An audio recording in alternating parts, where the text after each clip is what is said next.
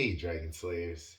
Today's video is about reflux esophagitis and how insulin affects digestive health. Our intestines and kidneys are vital to life and share the burden of keeping our bodies clean. They work to block harmful substances from entering or staying in our systems and push them from the body. Tragically, they're both highly susceptible to insulin resistance.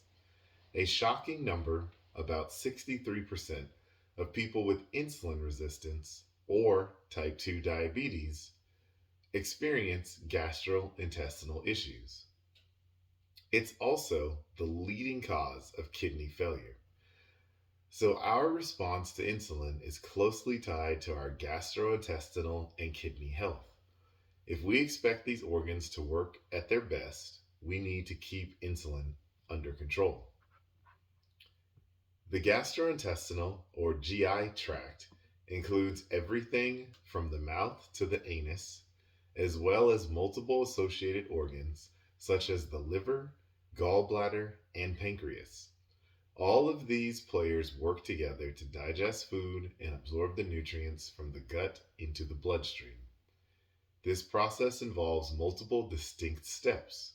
We chew and swallow our food, while enzymes in our saliva begin the digestive process. Food moves through the intestines. Certain glands secrete digestive substances into the intestines. These substances break down the food into smaller molecules, and then these smaller molecules move through the intestine cells and into the blood.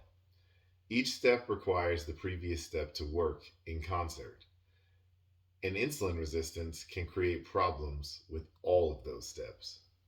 Let's examine reflux esophagitis. To digest food, the stomach produces a highly acidic juice. The stomach can handle this acid because it's lined with a thick protective mucus, but the esophagus can't withstand it. So, a ring of muscles called the lower esophageal sphincter closes off the esophagus from the stomach. However, sometimes stomach contents are still able to splash up or reflux into the esophagus. Because the esophagus has no protection from the highly acidic mix, the lower esophagus can develop ulcers as a result. Almost half, or about 40% of all American adults, experience frequent heartburn, the common symptom of reflux. When we recall that over half of American adults also are insulin resistant, it's not surprising to learn that metabolic syndrome is highly related to reflux esophagitis and to its chronic cousin, gastroesophageal reflux disease. In particular, two symptoms of metabolic syndrome are linked here: visceral obesity and insulin resistance. The connection with visceral obesity may be easier to grasp. Having more fat in the central region may compress the surrounding tissues, including the stomach. That would increase stomach pressure and relax the lower esophageal sphincter. As I've mentioned at various points, and we'll see in more detail in later videos, insulin resistance can lead to visceral obesity. But, and this is very critical, although visceral obesity may be the obvious culprit for reflux, it's not acting on its own.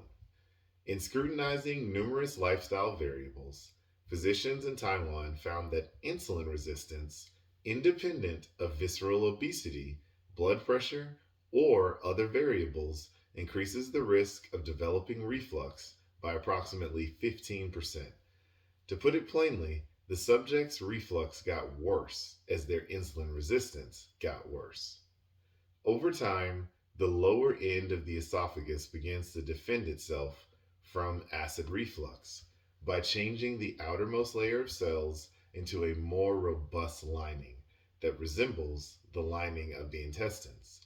This is a condition called Barrett's esophagus, which is more prevalent with insulin resistance.